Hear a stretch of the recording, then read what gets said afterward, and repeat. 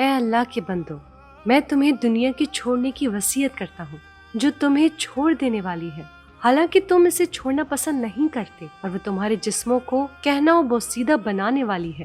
تمہاری اور دنیا کی مثال ایسی ہے جیسے چند مسافر کسی راہ پر چلے اور چلتے ہی منزل طے کر لے، یعنی بہت جلد اپنے انجام کو پہنچ جائے۔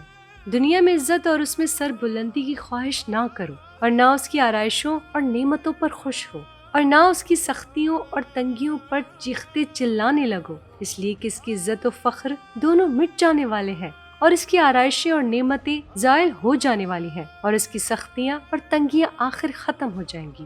ہر زندہ کا انجام فنا ہونا ہے۔ کیا پہلے لوگوں کے واقعات تمہارے لیے کافی تنبیہ کا سامان نہیں، اور تمہارے لیے عبرت اور بصرت نہیں؟ اگر تم سوچو سمجھو، کیا تم گزرے ہوئے لوگوں کو نہیں دیکھتے کہ وہ پلٹ کر نہیں آتے، اور ان کے بعد باقی زندہ رہنے والے بھی زندہ نہیں رہتے، اور تم دنیا والوں پہ نظر نہیں کرتے جو صبح شام کرتے ہیں؟ کہیں کوئی میت ہے جس پہ رویا جا رہا ہے، کہیں کوئی مبتلا مرض ہے اور عیادت کرنے والا عیادت کر رہا ہے، اور کہیں کوئی دم توڑ رہا ہے۔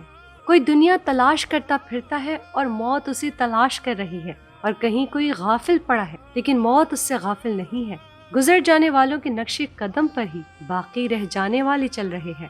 میں تمہیں منتبہ کرتا ہوں کہ بداعمالیوں کے ارتکاب کے وقت ذرا موت کو بھی یاد کر لیا کرو، کہ جو تمام لذتوں کو مٹا دینے والی ہے اور نفسانی مزوں کو کرکرا کر دینے والی ہے۔ اللہ کے واجب کردہ حقوق ادا کرنے اور اس کی ان گنت نعمتوں اور لا تعداد احسانوں کا شکر بجا لانے کے لیے اس سے مدد مانگتے رہو۔